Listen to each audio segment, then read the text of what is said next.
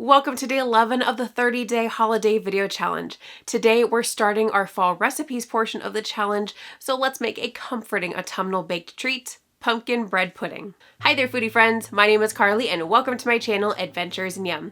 Before we get to today's video, I have a passion for learning about creating and trying new foods, drinks, and especially desserts. If you want to join me on my yummy adventures, and especially for this challenge, then please make sure to hit subscribe and turn on notifications so that you'll know when I upload new videos every week. Now, let's get into today's video. We start by cutting about 8 slices of bread into small cubes approximately 1 inch or 2.14 centimeters in size. We line a baking sheet with either foil or parchment paper and spray it with non-stick cooking spray. We then spread the bread pieces into one even layer across the pan.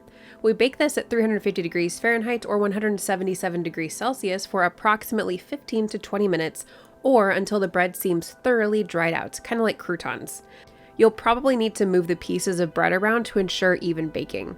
Don't skip this step because the more dried out the bread pieces are, the more custard they'll absorb.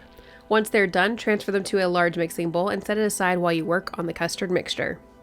To start the custard base, we add 2 cups or 473 milliliters of heavy whipping cream and 1 cup or 273 milliliters of whole milk to a medium saucepan and place it over medium heat on the stove. While this heats up, we prepare the other part of the custard base. To a medium or large mixing bowl, we add 1 cup or 200 grams of granulated sugar, a 1/4 teaspoon of salt, and 1 teaspoon of cinnamon. We give that a quick whisk, and then we add 8 large egg yolks. We whisk these ingredients together until it slightly lightens in color, about 2 to 3 minutes. Once the cream mixture is brought to a simmer, we remove it from the heat.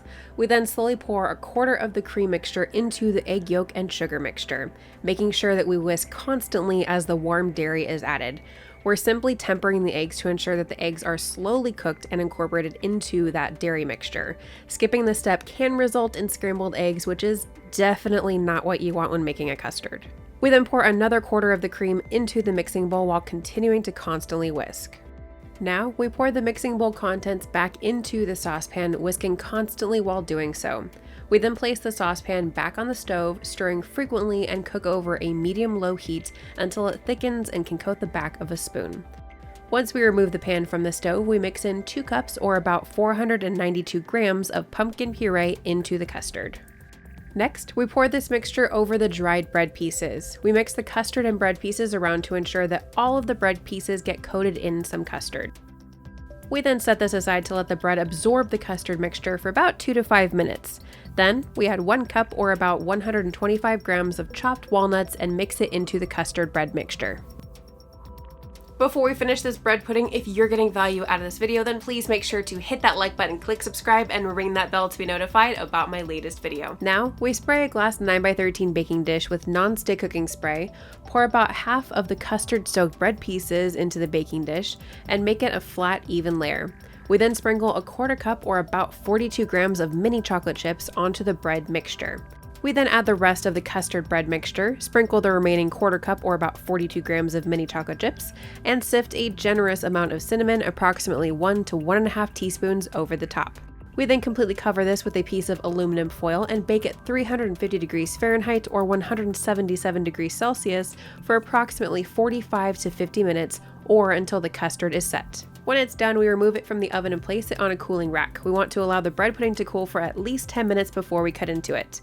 We then cut it into squares and serve either warm or cold, whichever you prefer. This dessert is especially tasty when drizzled with homemade caramel and topped off with a dollop of whipped cream. Enjoy!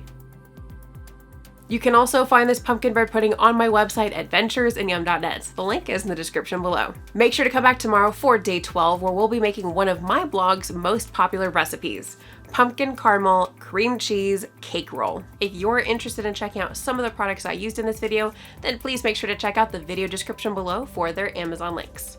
Thank you so much for joining me today, foodie friends. I'll see you next time for another yummy adventure.